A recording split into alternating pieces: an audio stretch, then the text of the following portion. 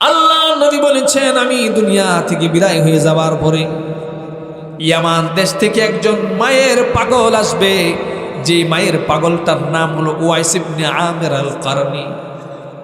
এই পাগলটা আমার সঙ্গে সাক্ষাৎ করতে চেয়েছিল, আমার সাহাবী হতে চেয়েছিল, কিন্তু মায়ের খেদমত করতে গিয়ে আমার সাহাবী হওয়ার মর্যাদা থেকে বঞ্চিত হয়েছে। ওগো ওমর, এই লোকটা সারা শরীরের মধ্যে কুষ্ঠ রোগ হয়ে গিয়েছে। মায়ের খেদমত করার কারণে আল্লাহ রাব্বুল আলামিন তাকে সারা শরীরের মধ্যে কুষ্ঠ রোগ থেকে মুক্তি দিয়েছেন। শুধুমাত্র ইল্লা মাউজিআ দিরহামিন ওয়াহিদ, শুধুমাত্র একটা দিরহাম পরিমাণ জায়গা এখনো সাদা রয়ে গিয়েছে। আল্লাহ নবী হযরত ওমরকে বলেছিলেন, ওমর, ফাইন ইসতাতা'তা আইয়াস্তাগফির লাক, ওমর, যদি তোমার পক্ষে সম্ভব হয় এই লোকটার মাধ্যমে আল্লাহর দরবারে তুমি ইস্তেগফার করাবে।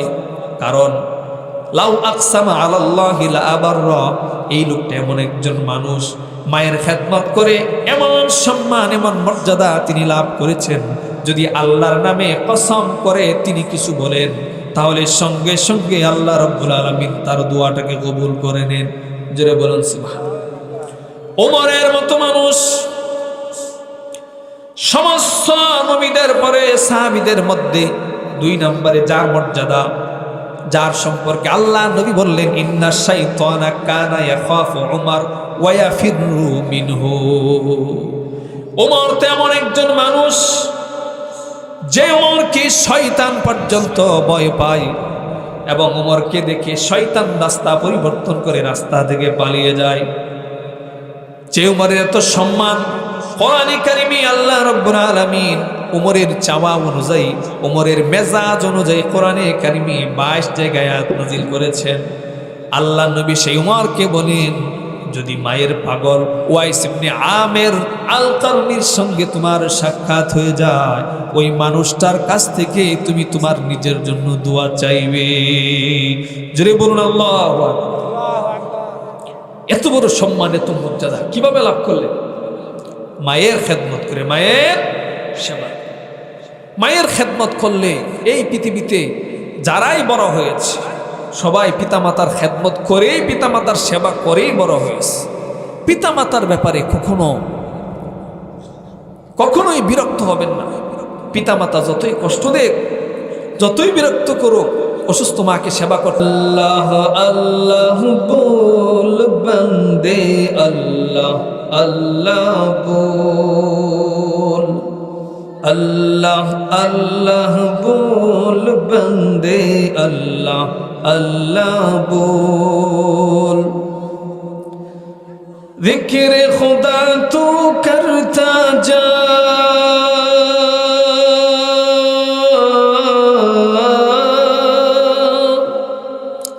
जिक्र खुदा तू करता जा, ये जिक्र बड़ा अनमोल।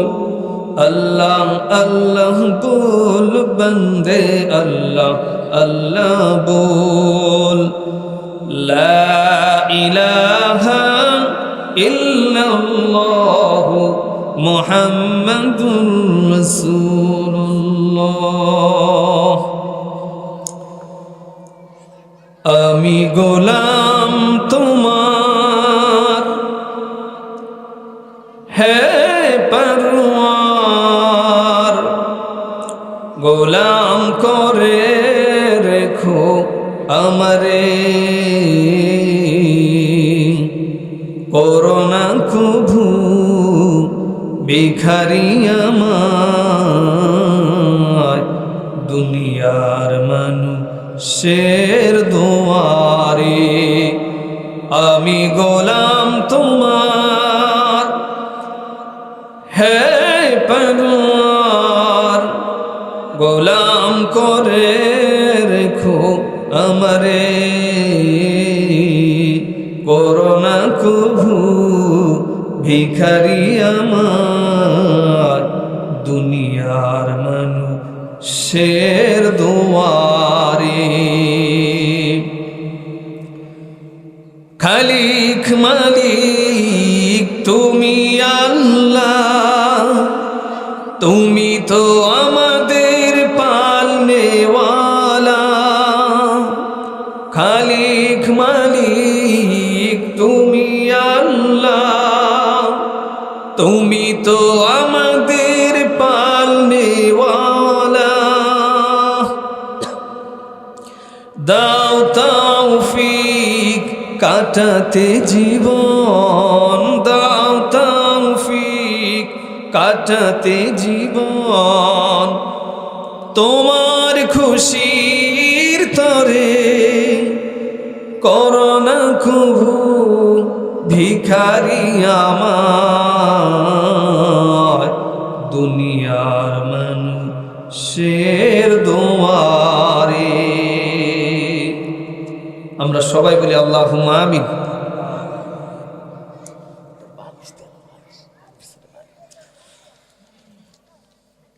দক্ষিণ পারিচা পূর্বপাড়া পুরাতন জামে মসজিদের উদ্যোগে তাফসীরুল কোরআন মাহফিল।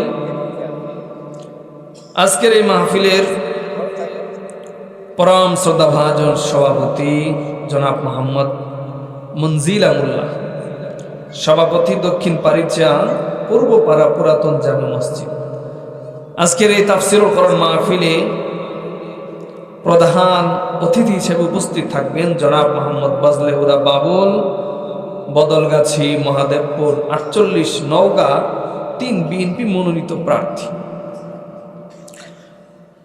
আজকের এই মাহফিলের প্রধান বক্তা বিশিষ্ট ইসলামী চিন্তাবিদ ও সুমধুর কণ্ঠস্বর প্রখ্যাত মুফাসসির কোরআন, আমার অত্যন্ত মহব্বতের ভাই হযরত মাওলানা মুফতি মুহাম্মদ বাহলুল ফারাবী দামাত বারাকাতুহুম আতালাল্লাহু উমরাহ ওয়া বারাকাল্লাহু ফি হায়াতি। ইতিপূর্বে মাগরিবের পর থেকে কোরআন এবং হাদিসের আলোকে অত্যন্ত গুরুত্বপূর্ণ আলোচনা আপনাদের সামনে পেশ করেছেন বিশিষ্ট ইসলামী চিন্তাবিদ হাফেজ হযরত মাওলানা মুহাম্মদ আব্দুল্লাহ আল মামুন, ইমাম ও খতিব পারিচা কেন্দ্রীয় জামে মসজিদ। ইতিপূর্বে আপনাদের সামনে অত্যন্ত সুললিত কণ্ঠে, মধুমাখা কণ্ঠে সঙ্গীত পরিবেশন করে আপনাদেরকে মুগ্ধ করেছে, বিমোহিত করেছে আমার অত্যন্ত স্নেহের ছোট ভাই কলরব শিল্পী, কলরব কণ্ঠশিল্পী মোহাম্মদ ফজলে এলাহি সাকিব। মোহতারাম মুআজ্জাজ উলামায়ে কিরাম, খুতাবায়ে আযম, পরম শ্রদ্ধাভাজন বয়োজ্যেষ্ঠ মুরব্বিয়ানে কিরাম, সম্মানিত বন্ধুবর, যুবক ভাইয়েরা, উপস্থিত দিনদার ইমানদার সম্মানিত মুসলিম ভ্রাতৃবৃন্দ, পর্দার আড়ালের দিনদার ইমানদার সম্মানিতা মা এবং বোনেরা, আমরা মহান রব্বুল আলামিনের দরবারে শুকর গুজার হচ্ছি, প্রাণ খুলে শুকর আদায় করছি যেই মহান মানিব আজকের এই জুমার রজনীতে, আজকের এই তাফসীরুল কোরআন মাহফিলে সমবেত হওয়ার মতো তৌফিক এনায়েত করলেন। তাই আসুন আমরা সকলেই প্রাণ খুলে হৃদয়টাকে উজাড় করে আবেগ ভরা কণ্ঠে কালিমাত শুকর উচ্চারণ করছি, বলি আলহামদুলিল্লাহ। রব্বানা লাকাল হামদ হামদান কাসীরান তাইয়িবান মুবারাকান ফীহি ইয়া রব্বি লাকাল হামদু কামা ইয়ানবাগি লিজালালি ওয়াজহিক ওয়া আযীমি সুলতানিক। আমরা মহান রব্বুল আলামিনের শুকর আদায় করে নিলাম। যদিও আমরা আল্লাহ রব্বুল আলামিনের শুকর, কৃতজ্ঞতা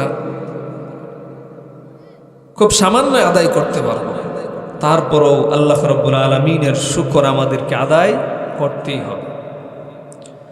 প্রতিটা মুহূর্ত আল্লাহ রব্বুল আলামিনের রহমত, তার রহমতের চাদর আমাদেরকে ঘিরে রেখেছে। আল্লাহর রহমত ব্যতীত একটা মুহূর্ত আমাদের পক্ষে সামনে অগ্রসর হওয়া সম্ভব নয়, ঠিক কিনা? আল্লাহ রাব্বুল আলামিন এই বিশাল পৃথিবীটাকে সৃষ্টি করেছে, বিশাল জগৎ সৃষ্টি করেছেন, তার মধ্য থেকে এই পৃথিবীটা আল্লাহ রাব্বুল আলামিনের একটা ক্ষুদ্র সৃষ্টি। যেই ক্ষুদ্র সৃষ্টির আয়তন হচ্ছে 51 কোটি বর্গ কিলোমিটার, তার মধ্য থেকে মাত্র 15 কোটি সামথিং কিলোমিটার হচ্ছে আমাদের স্থলভাগ, আর সব হচ্ছে পানি। শুধুমাত্র প্যাসিফিক ওশান, প্রশান্ত মহাসাগরের আয়তনই হচ্ছে 16 কোটি বর্গ কিলোমিটার। জোরে বলেন সুবহানাল্লাহ। তার মানে এক মহাসাগরই আমাদের পৃথিবীর চাইতে আরো অনেক বড়। এরপরে আছে আটলান্টিক, ভারত, উত্তর দক্ষিণ মহাসাগর। এত বিশাল পানি, উপসাগর, সাগর, মহাসাগর, পৃথিবীর সমস্ত উপসাগর, সাগর আর মহাসাগরের পানি মিলিয়েও যদি আল্লাহ রাব্বুল আলামিনের কথাগুলো আমরা লিখতে শুরু করে দেই, তার প্রশংসা, তার কৃতজ্ঞতা আমরা আদায় করতে শুরু করে দেই, তার প্রশংসা লিখে শেষ করা যাবে না। ঘোষণা স্বয়ং কার? আল্লাহ রাব্বুল আলামিনের।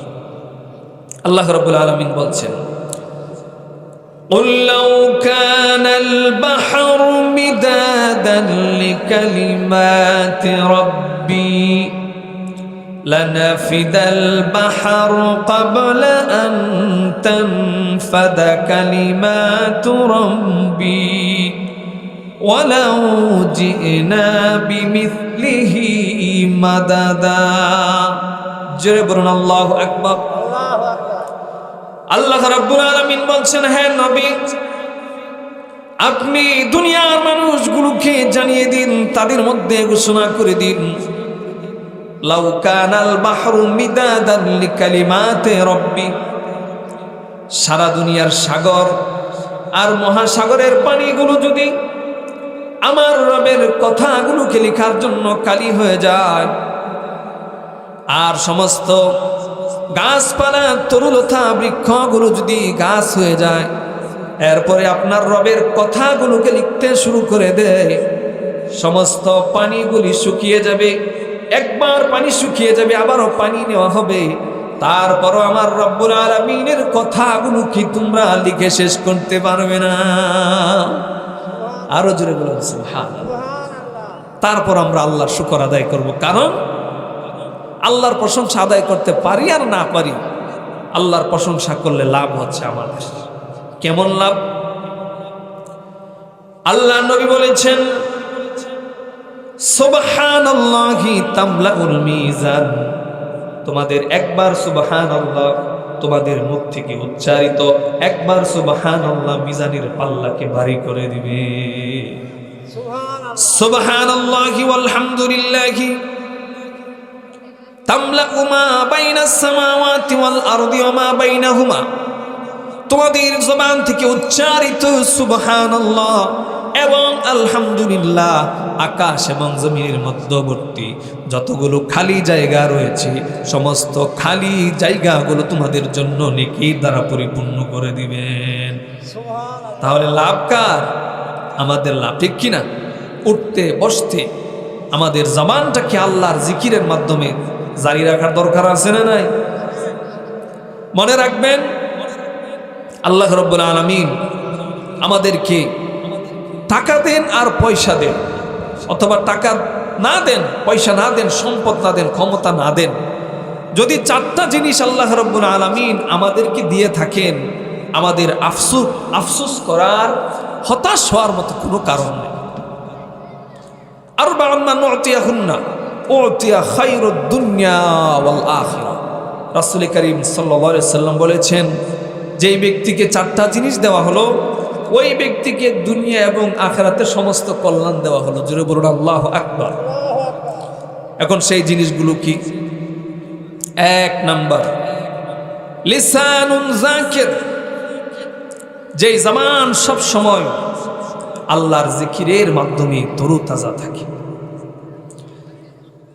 আল্লাহ নবী 2 নম্বরে বললেন, ওয়াকালবুন শাকির, সেই অন্তর, যে অন্তরের মধ্যে আল্লাহর কৃতজ্ঞতা ভরপুর, কখনো নিরাশ হয় না, কখনো হতাশ হয় না, সব সময় আল্লাহর শুকর যিনি আদায় করেন। 3 নাম্বার, ও জাওজান লা তাবতাগি খাউনান ফি নাফসিহা। 3 নম্বরে যে ব্যক্তি এমন একজন স্ত্রীকে পেলেন যে স্ত্রী স্বামীর অগোচরে নিজের ব্যাপারে এবং নিজের সম্পদের ব্যাপারে কোনো খেয়ালত করে না। ওয়াবাদানুন সাবিরুন আলাল বালা, এমন একটা দেহ, এমন একটা শরীর, যেই শরীর সমস্ত বিপদ আপদ মুসিবতে কখনো ধৈর্য হারা হয় না, সব সময় আল্লাহর ধৈর্য এবং সবর আদায় করে। সুতরাং এই 4টা জিনিস আমাদের মধ্যে আছে না? জিকিরের মাধ্যমে জবানকে সবসময় তরতাজা রাখতে হবে, কোনো হতাশা নাই। আল্লাহ পাক যা দিয়েছেন তা নিয়েই আল্লাহর দরবারে খুশি থাকতে হবে, ঠিক কিনা? আজকে আমার জুতা নাই, আমি যদি আফসোস করি, হতাশ হই, তাহলে যেই লোকের পা নাই ওই লোকে কি করবে, ঠিক কিনা? আজকে আমার জ্বর হয়েছে, আরেকজনের যে আর এর চাইতে বড় সমস্যা হয়ে গিয়েছে, তাহলে হতাশ হওয়ার কোনো কারণ নাই। সবসময় আল্লাহর জিকির আমরা করব, ঠিক কিনা? আসুন আমরা আল্লাহ পাকের কোরআন থেকে, যেহেতু তাফসীরুল কোরআন মাহফিল, আল্লাহ পাকের কোরআন থেকে আপনাদের সামনে অথেন্টিক তাফসীর করা হবে। ওমা তাওফীকি ইল্লা বিল্লাহ। প্রথমে আসুন আমরা জানি আল্লাহর কোরআন কি জিনিস।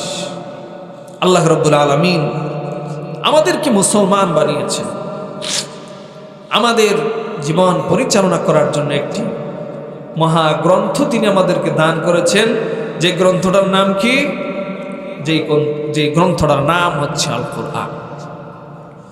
আল কোরআন সম্পর্কে আল্লাহ রাব্বুল আলামিন একেবারে শুরুতেই বলে দিয়েছেন কোরআনে কারীমের 2 নম্বর সূরা, সূরা আল বাকারা। আল্লাহ রাব্বুল আলামিন বলছেন, আলিফ লাম মিম যালিকাল কিতাবু লা রাইবা ফীহি হুদাল লিল মুত্তাকিন। আলিফ লাম মিম, আলিফ লাম মিম, এই 3টা শব্দের অর্থ, এগুলোকে বলা হচ্ছে হরুফে মুকাত্তাআত। এগুলোর প্রকৃত কি অর্থ সেটি আল্লাহ রাব্বুল আলামিন সবচাইতে ভালো জানেন। আল্লাহ পাক বলছেন এরপরে, যালিকাল কিতাব, ইটস এ বুক, লা রাইবা ফীহি, whereof there is no doubt, হুদাল লিল মুত্তাকিন, a guidance to those who fear Allah. এটি এমন এক কিতাব, যেই কিতাবের মধ্যে কোনো ধরনের সন্দেহ এবং সংশয়ের অবকাশ নেই। যারা আল্লাহকে ভয় করে, যারা মুত্তাকি পরহেজগার, তাদেরকে কোরআনে কারীম হেদায়েত দেয়। হেদায়েত মানে জান্নাতের রাস্তা, আর গুমরাহি মানে জাহান্নামের রাস্তা। তার মানে কোরআনে কারীম মানুষকে জান্নাতের পথ দেখাবে। এই কোরআনে কারীমকে যারাই মানবে, ডানেও যেতে হবে না, বামেও যেতে হবে না, কোরআনে কারীম তাদেরকে সরাসরি জান্নাতে ঢুকিয়ে দিবে। জোরে বলুন আল্লাহু আকবার। আল্লাহ রাব্বুল আলামিন বলছেন, ফামান ইত্তাবাআ হুদায়া ফালা ইয়াদিল্লু ওয়ালা ইয়াশকা। যারা আমার এই হেদায়েত কোরআনে কারীমকে মানবে, কোরআনে কারীমকে অনুসরণ করবে, ওই লোকগুলো কোনোদিন জান্নাতের রাস্তা থেকে তারা বিচ্যুত হবে না, ওয়ালা ইয়াশকা, তারা দুর্ভাগাও হবে না। আমার কোরআন কত দামি! এই কোরআনকে যদি কোনো ব্যক্তি মানতে পারে, কোরআনে কারীমকে বুঝতে পারে, কোরআনে কারীমকে অনুসরণ করতে পারে, আল্লাহ রাব্বুল আলামিন কাল কিয়ামতের ময়দানে সেই মানুষগুলোকে বিনা হিসাবে ডেকে ডেকে তাদেরকে তিনি জান্নাতের মধ্যে ঢুকিয়ে দিবেন। রাসূল করিম সাল্লাল্লাহু আলাইহি ওয়াসাল্লাম বলেন, ইয়াকালু লিসাহিবিল কুরআন ইকরা ওয়ারতাকি ওয়ারাতিল কামা কুনতা তুরাতিলু ফিদ দুনিয়া ফাইন্না মানজিলাকা ইনদা আখিরি আয়াতিন তাকরাউহা। আল্লাহর নবী বলেন, কাল কিয়ামতের ময়দানে সাহেবে কোরআন যিনি হবেন, সাহেবে কোরআন কাকে বলে? সাহেব মানে সাহেব ছিলেন হযরত আবু বকর সিদ্দিক রাদিয়াল্লাহু তাআলা। সাহেব হলো এমন বন্ধু, যেই বন্ধু আরেক বন্ধুর জন্য অকাতরে নির্দ্বিধায় নিজের জীবন বিলিয়ে দিতে পারে, তার নাম হলো সাহেব। হযরত আবু বকর সিদ্দিক রাদিয়াল্লাহু তাআলা আনহু রাসূল করিম সাল্লাল্লাহু আলাইহি সাল্লামের সাহেব ছিলেন, ঠিক কি না? ঘোষণা কার? স্বয়ং আল্লাহ। আল্লাহর নবী হযরত আবু বকরকে সঙ্গে নিয়ে হিজরতের রাত্রি মদিনার উদ্দেশ্যে বের হয়ে গেলেন। এক সময় দুইজন মিলে গারে সৌরের মধ্যে গিয়ে আশ্রয় নিলেন। পরের দিন সকাল বেলায় মক্কার কাফেরগুলো আল্লাহর নবী এবং আবু বকরের পায়ের চিহ্নগুলো দেখে দেখে একেবারে গর্তের মুখ পর্যন্ত তারা পৌঁছে গেল। হযরত আবু বকর ভয় পেয়ে গেলেন। হযরত আবু বকর আল্লাহর নবীকে ডাক দিয়ে বললেন, ইয়া রাসূলুল্লাহ, এবার তো মনে হয় আমরা ধরা খেয়ে গেলাম। আল্লাহর নবী তখন হযরত আবু বকরকে ডাক দিয়ে বললেন, আবু বকর, ভয়ের কোনো কারণ নাই, চিন্তার কোনো কারণ নাই। যদি আমরা দেখতে পাচ্ছি দুইজন মানুষ, 3 নম্বরে আরেকজন আমাদের সঙ্গে রয়েছেন, তিনি হলেন কে? আল্লাহ রাব্বুল আলামিন সেই কথাগুলোকে সূরা তওবার মধ্যে তুলে ধরলেন। ইয ইয়াকুলু লিসাহিবিহি লা তাহজান ইন্নাল্লাহা মা'ানা। স্মরণ করুন সেই মুহূর্তের কথা, যখন আমার নবী মুহাম্মদুর রাসূলুল্লাহ, সবাই বলুন সাল্লাল্লাহু আলাইহি ওয়াসাল্লাম, আমার নবী মুহাম্মদুর রাসূলুল্লাহ তার সাহেব, তার সঙ্গে আবু বকরকে বলছিলেন, আবু বকর, ভয়ের কোনো কারণ নাই, চিন্তার কোনো কারণ নাই, আমাদের সঙ্গে আল্লাহ রয়েছেন, সেই আল্লাহ আমাদেরকে কাফেরদের হাত থেকে বাঁচিয়ে দিবেন। হযরত আবু বকর যেমন ভাবে আল্লাহর নবীকে ভালোবাসলেন, এমন ভাবে যদি কোন মুসলমান আল্লাহর কোরআনকে ভালোবাসতে পারে, আল্লাহর কোরআন দিয়ে নিজের জীবনটাকে সাজাতে পারে, নিজের জীবনের সকল ক্ষেত্রে আল্লাহর কোরআনটাকে নিয়ে আসতে পারে, কাল কিয়ামতের ময়দানে এমন মুসলমানকে রব্বুল আলামিন ইকরা ওয়ারতাকি ওয়ারাত্তিল, ও আমার বান্দা, দুনিয়াতে যেইভাবে সুন্দর করে থেমে থেমে আমার কোরআনটাকে তেলাওয়াত করতে, আজকে এমন ভাবে আমার কোরআন তোমরা তেলাওয়াত করতে থাকো, আর আমার জান্নাতের তালাগুলোর মধ্যে তোমরা আরোহণ করতে থাকো। যদি একটা আওয়াজ দেব না আল্লাহু আকবার। কি বুঝলেন? কোরআনের আয়াত আছে 6,500, তার মানে জান্নাত হবে 6,500 তালা বিশিষ্ট।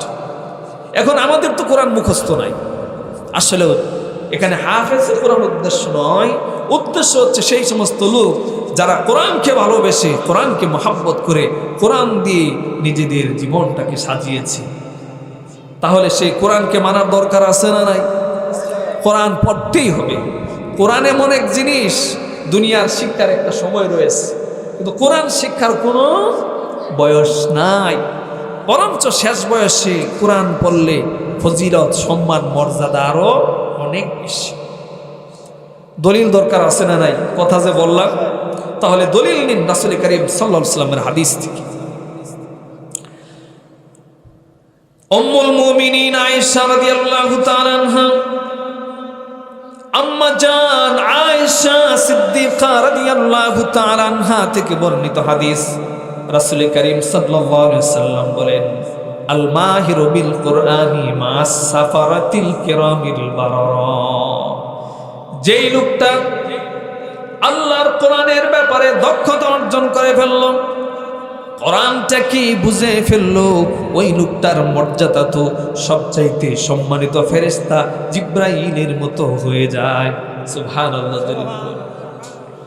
পক্ষান্তরে যে আল্লাহর বান্দা ওয়াল্লাযী ইয়াতাতাউ ফীহি ওয়া হুয়া শাক্কুন আলাইহি, আল্লাহর যেই বান্দা কোরআন পড়তে গেলে আটকে যায়, কোরআন পড়তে গেলে ভুল হয়ে যায়, কাফ পড়তে গেলে কাফ হয়ে যায়, হা পড়তে গেলে হা হয়ে যায়, আইন পড়তে গেলে হামজা হয়ে যায়, এই যে আল্লাহর বান্দা কষ্ট করে করে আমার কোরআনটাকে পড়লো, আল্লাহর কোরআনটাকে পড়লো, কষ্ট করার কারণে লাহু আজরান, আল্লাহ নবী বলেন সেই বান্দার আমল নামায় আল্লাহ রাব্বুল আলামিন ডাবল সওয়াব দিয়া দিবেন।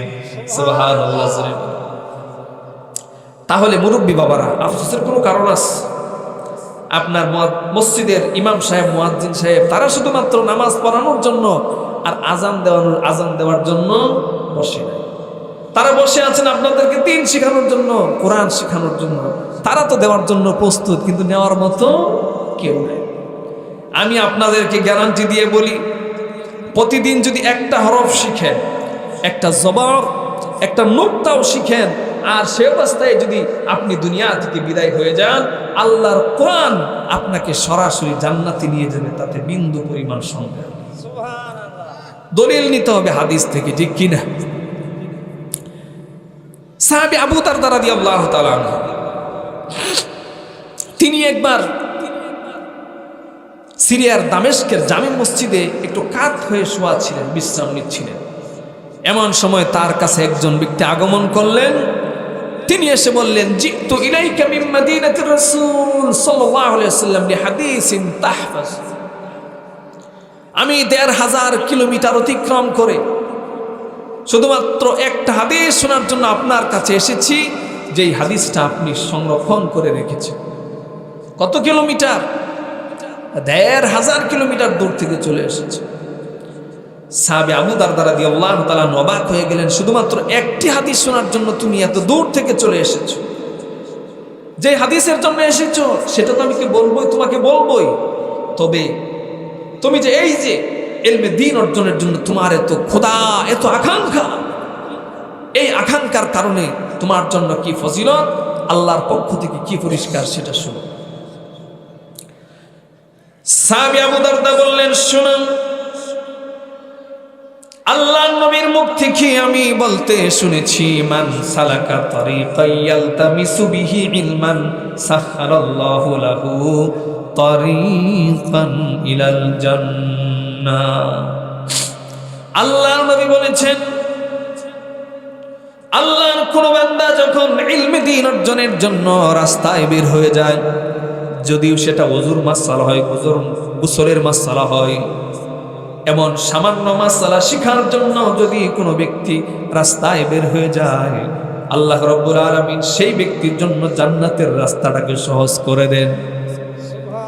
সামান্য ওযুর মাসআলা শিখার কারণে, সামান্য গোসলের মাসআলা শিখার কারণে যদি এত সম্মান হয়, এত মর্যাদা হয়, তাহলে যেই কোরআন আল্লাহ নাজিল করলেন, যেই কোরআন হচ্ছে কালামুল্লাহ, আল্লাহর কথা, সেই কোরআন যদি শিখি, এই কোরআন শিখতে শিখতে যদি আমার মৃত্যু হয়ে যায়, তার চাইতে সম্মান, তার চাইতে বড় ফজিলত আর কিছু হতে পারে নাকি?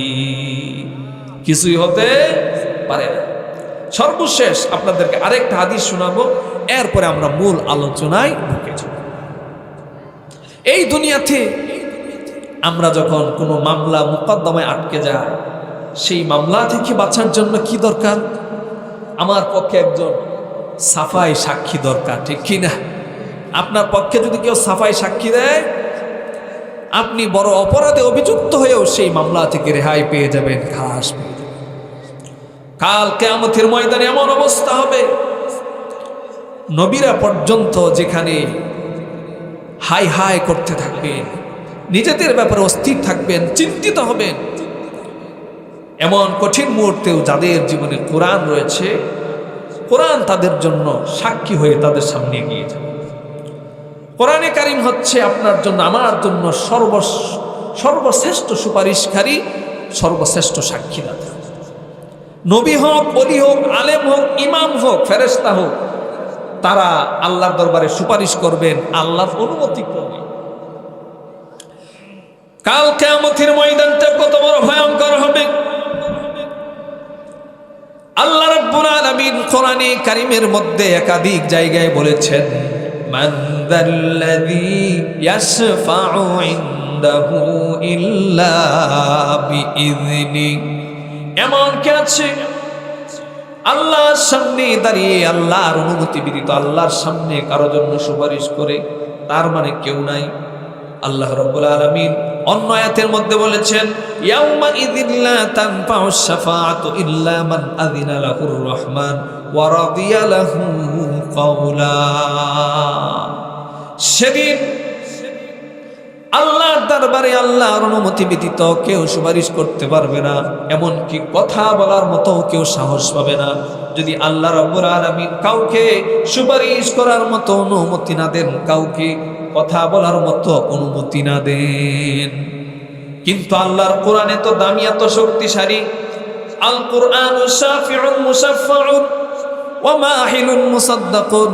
কোরআনে কারীম আল্লাহর সামনে সুপারিশ করবে, কিন্তু আল্লাহর সামনে সুপারিশ করার জন্য আল্লাহর দরবার থেকে তার অনুমতি নেওয়ার দরকার নাই। জোরে বলেন সুবহানাল্লাহ।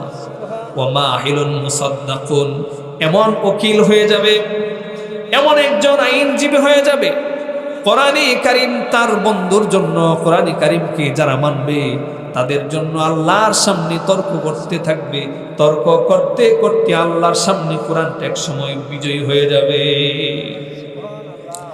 সর্বশেষ আল্লাহ নবী বললেন মান জাআলাল কুরআনা আমামাহু ইয়াকুদুহু ইলাল জান্নাহ।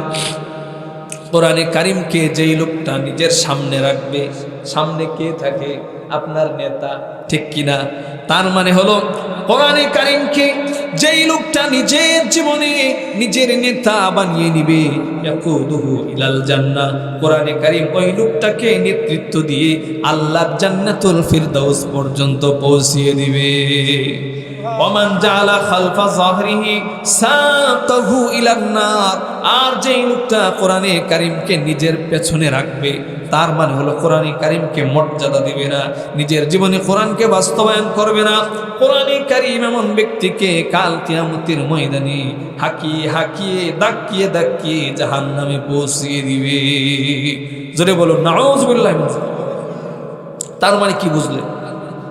গরু ছাগল যখন রাখাল নিয়ে যায়, যদি গরু ছাগল হাঁটতে না চায়, পেছন থেকে পিটিয়ে পিটিয়ে হাঁকিয়ে হাঁকিয়ে সামনে নিয়ে যাওয়া হয়, ঠিক কিনা? ঠিক অনুরূপ যাদের জীবনে কোরআন নাই, আল্লাহর কোরআন দিয়ে নিজের জীবনটাকে বাস্তবায়ন করে নাই, কোরআনে কারীম ওই ব্যক্তিকে তো জান্নাতে নিবেই না, বরঞ্চ জাহান্নামে নিয়ে যাবে। সুতরাং আমাদের জীবন হবে কোরআনকে কেন্দ্র করে, ঠিক কিনা? আমাদের জন্ম থেকে মৃত্যু পর্যন্ত, ঘুম থেকে জাগ্রত হওয়ার পর থেকে ঘুমানোর আগ পর্যন্ত আমাদের যতগুলো কাজ আছে, কর্ম আছে, সব কিছু পরিচালিত হবে আল্লাহর এই কোরআন দিয়ে। কথা বলতে হবে, ঠিক না বে ঠিক? সুতরাং আমার ব্যক্তি, পরিবার, সমাজ, রাষ্ট্র, সব জায়গায় যখন আমরা কোরআনকে নিয়ে আসতে পারবো, কোরআন দিয়ে সমাজ, রাষ্ট্র সব কিছু পরিচালনা করতে পারবো, তখন আমরা হয়ে যাব পরিপূর্ণ ঈমানদার। তার আগে পরিপূর্ণ ঈমানদার হওয়া সম্ভব। আজকে পৃথিবীতে আপনি যেখানেই তাকাবেন, মুসলমানেরা সব জায়গায় নির্যাতিত, নিপীড়িত, নিগৃহীত। সম্মান ইজ্জত বলতে মুসলমানদের কোথাও নেই।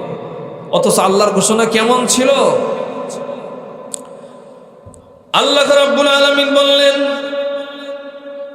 ওয়ালা তাহিনু ওয়ালা তাহজানু ওয়া আনতুমুল আ'লাউনা ইন কুনতুম মুমিনিন।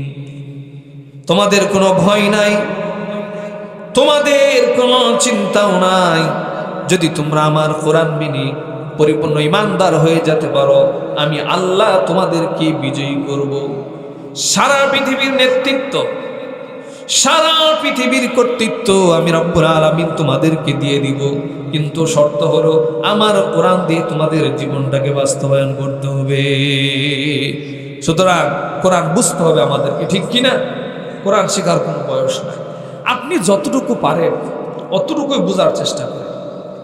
আজকে আমরা 40 বছর 50 বছর নামাজ পড়েও আমাদের জীবনে কোনো পরিবর্তন হয় না, অথচ নামাজ ইন্নাস সালাতা তানহা আনিল ফাহশাই ওয়াল মুনকার, নামাজ মানুষকে যাবতীয় অন্যায়, অপরাধ, বেহায়াপনা, অশ্লীলতা থেকে বিরত রাখে। কিন্তু নামাজ আমাদেরকে সুদমুক্ত করতে পারে নাই, ঘুষমুক্ত করতে পারে নাই, মিথ্যা থেকে দূরে রাখতে পারে না, দুর্নীতি মুক্ত করতে পারে না। কারণটা কি? কারণ হলো নামাজের মধ্যে আমরা কি পড়ি সেটা আমরা নিজেরাই জানি না। নামাজের মধ্যে আপনি দাঁড়িয়ে বললেন আলহামদুলিল্লাহি রাব্বিল আলামিন, সমস্ত প্রশংসা সে আল্লাহর জন্য যিনি গোটা জগতের রব, গোটা জগতের প্রতিপালক। অথচ আজ পর্যন্ত জানলাম না রব কাকে বলে, প্রতিপালক কাকে বলে, ঠিক কি না?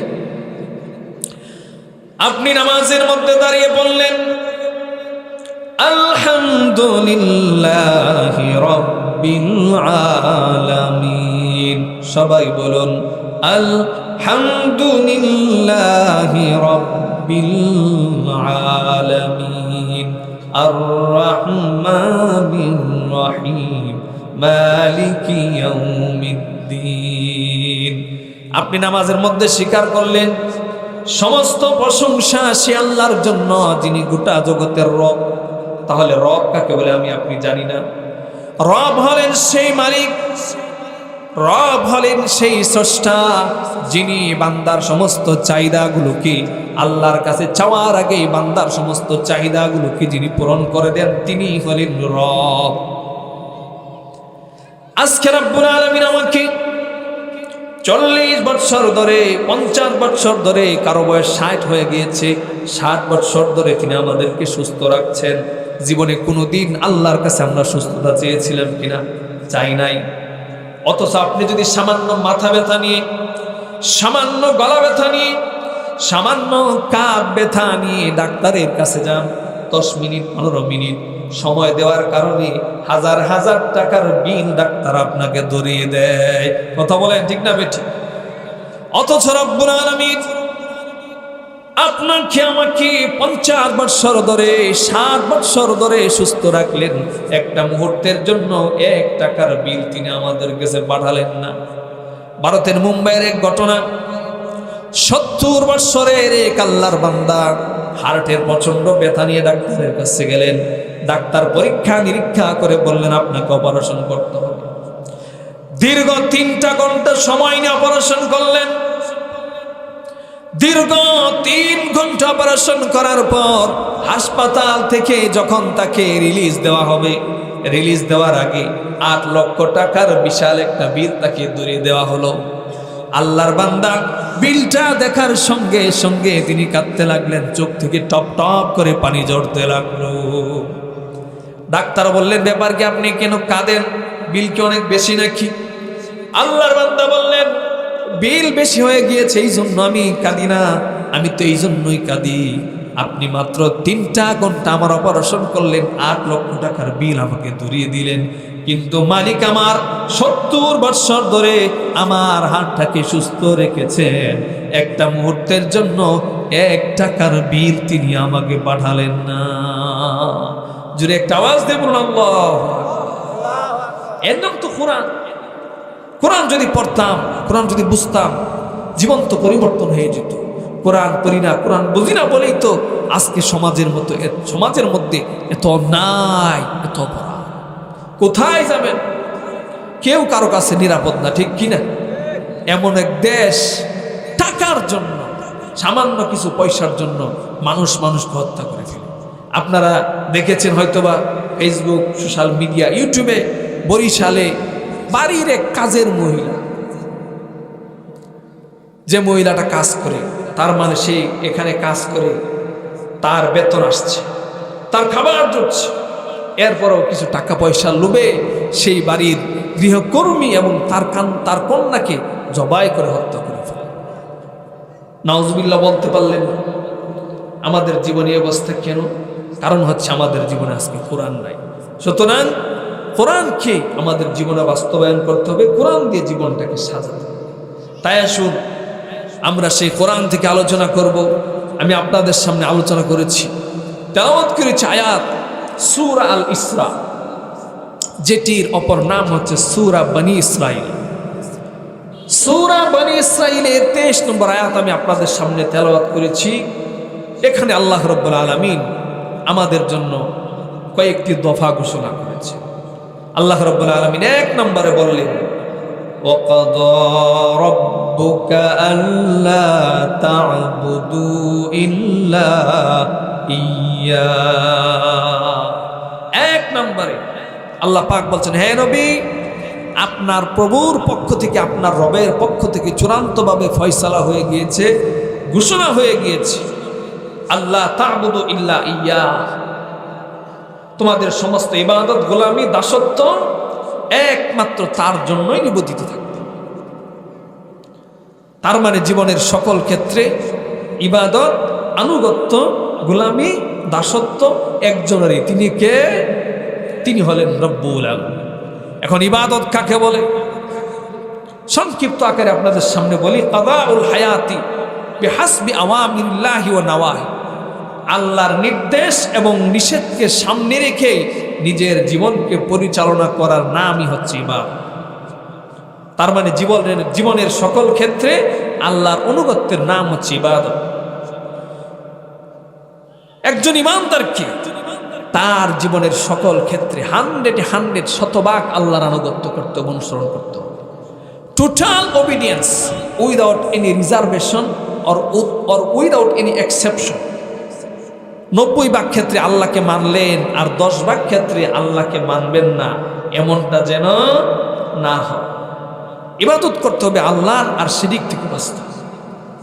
সেজন্য আল্লাহ রাব্বুল আলামিন আমাদেরকে জানিয়ে দিয়েছেন, ওয়া'বুদুল্লাহা ওয়া লা তুশরিকু বিহি শাইআ, আল্লাহর ইবাদত করো, আর তার ইবাদত করতে গিয়ে আল্লাহর সঙ্গে কাউকে তোমরা শরীক করো। এখন এই ইবাদত কতক্ষণ? নির্দিষ্ট একটা সময় নাকি মৃত্যু পর্যন্ত? মৃত্যু পর্যন্ত।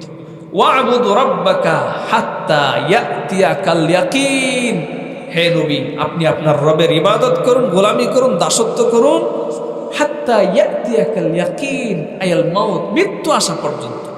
মৃত্যু আসার আগ পর্যন্ত আমাদেরকে আল্লাহ পাকের ইবাদত, গোলামি, দাসত্ব করতে হবে। ইবাদত থেকে বাঁচার কোনো উপায় নাই। অথচ আফসোসের বিষয় হলো আমাদের দেশে কিছু পীর আছে, কিছু দরবার আছে, কিছু মাজার আছে। ওই সকল মাজারে গেলে, দরবারে গেলে নাকি মানুষের ইবাদত লাগে না। নাউজুবিল্লাহ বলবেন না? এগুলো কি আমাদের কথা নাকি তাদের কথা? তাদেরই কথা। তাহলে শুনেন কেমনে সাজায় সাজায়। এক দরবার থেকে বলা হচ্ছে, খাঁটি মনি নুরি মাওলার যে করিবে জিয়ারত, দিলের পর্দা খুলে যাবে, এই হবে তোর ইবাদত। নাউজুবিল্লাহ না আপনাদের? এগুলা কোনো কথা? মানে বাবার দরবারে জিয়ারত করবা, জিয়ারত করলে ইবাদত, আর কিছু লাগবে।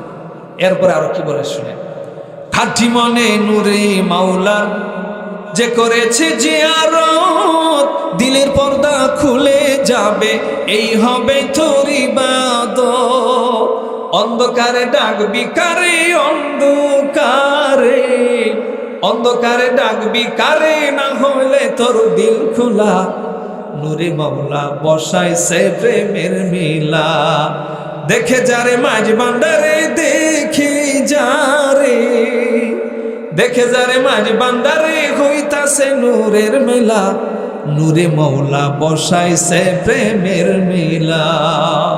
নাউজুবিল্লাহি মিন যালিক। এখন এটা এমনি বললাম কেন? শীতের রাত তো, মাঝে মাঝে একটু রসকস না হইলে অনেকের ভালো লাগে না, ঠিক কি না? কিন্তু যে বিষয়টা লক্ষণীয়, আপনি চিন্তা করেন কত বড় মারাত্মক কথা। খাঁটি মনে নূরে মাওলার যে করেছে জিয়ারত, দিলের পর্দা খুলে যাবে, এই হবে তার ইবাদত। তার মানে আর কিছুই দরকার না। বাবার দরবারে যাও, হাদিয়া দাও, তোহফা দাও, নজর দাও, সব কিছু হয়ে যাবে। মানুষকে কিভাবে গুমরাহ করা হচ্ছে? আমাদের আকলকে কাজে লাগাতে হবে। এদেরও বক্ত আছে না নাই? এদেরও মুরিদ আছে, বক্ত আছে। এদের দরবারে কারা যায়? যাদের আকলের মধ্যে, বিবেকের মধ্যে একেবারে ক্যান্সার হয়। সুতরাং ইবাদত জীবনের সকল ক্ষেত্রে, জন্ম থেকে মৃত্যু পর্যন্ত, সেখানেও ইবাদত। সকল ক্ষেত্রে আল্লাহর গোলামি আর দাসত্ব করতে হবে। আল্লাহ রাব্বুল আলামিন 1 নম্বরে বলে দিলেন, আল্লাহ পাকের পক্ষ থেকে চূড়ান্তভাবে ফয়সালা হয়ে গেল, তোমরা ইবাদত করবে, গোলামি করবে, দাসত্ব করবে একজনের, তিনি হলেন রব্বুল আলামিন। এরপরে আল্লাহ রাব্বুল আলামিন 2 নম্বরে আরেকটা দফা তিনি আমাদের সামনে ঘোষণা করছে।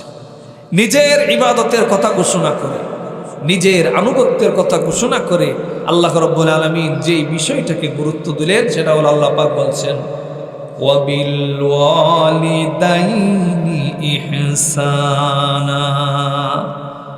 আল্লাহ রাব্বুল আলামিন বললেন আমি রব্বুল আলামিনের পক্ষ থেকে চূড়ান্তভাবে ফয়সালা হয়ে গেল, ঘোষণা হয়ে গেল, জীবনের সকল ক্ষেত্রে একজনের ইবাদত করবে, তিনি হলেন আল্লাহ। 2 নম্বরে আমার ঘোষণা হলো ওয়াবিল ওয়ালিদাইনি ইহসানা, তোমরা তোমাদের পিতামাতার সঙ্গে সুন্দর আচরণ করবে, সৎ ব্যবহার করবে, ইহসান তোমরা তাদের সঙ্গে করবে।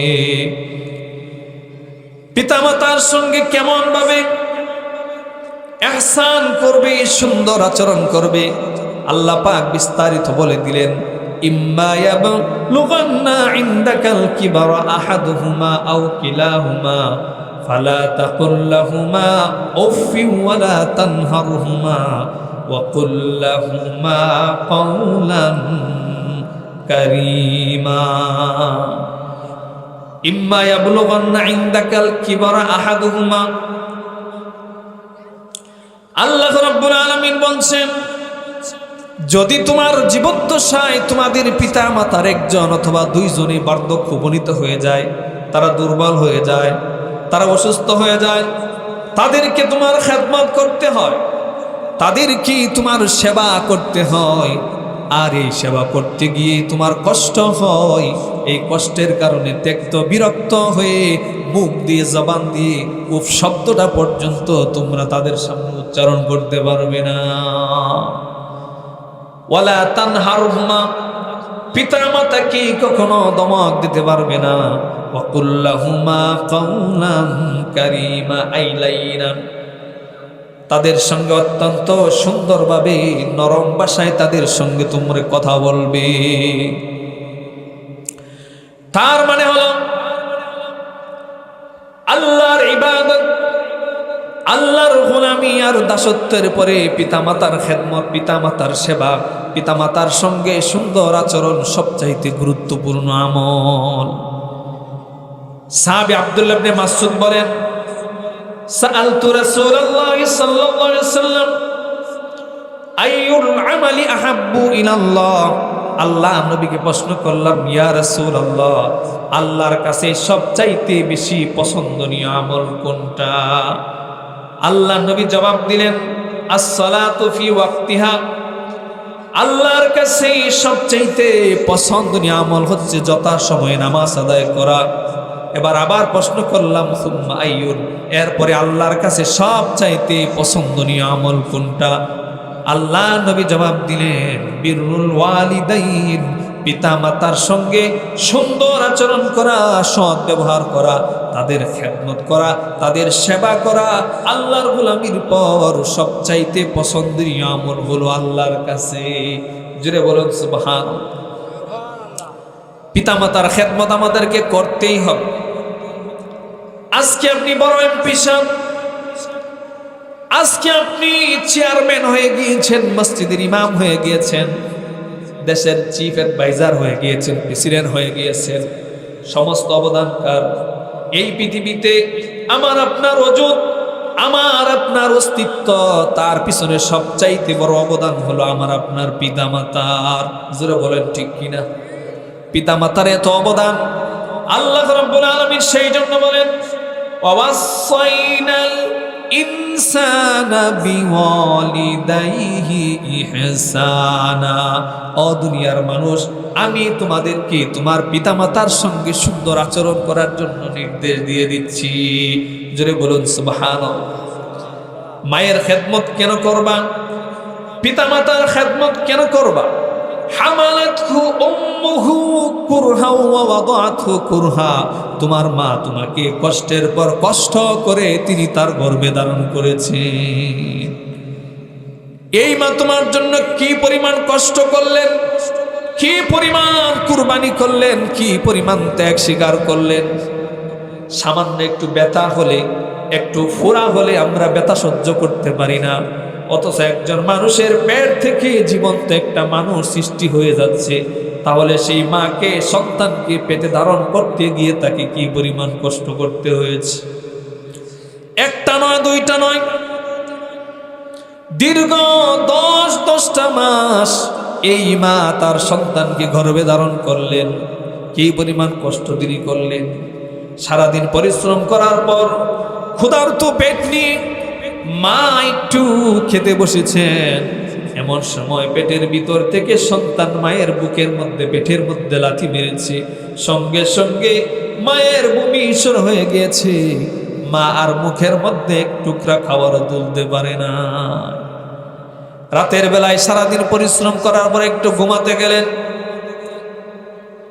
মাত্র ওই চোখ দুইটা তিনি বন্ধ করলেন, এমন সময় সন্তান আবারও লাথি মেরেছে।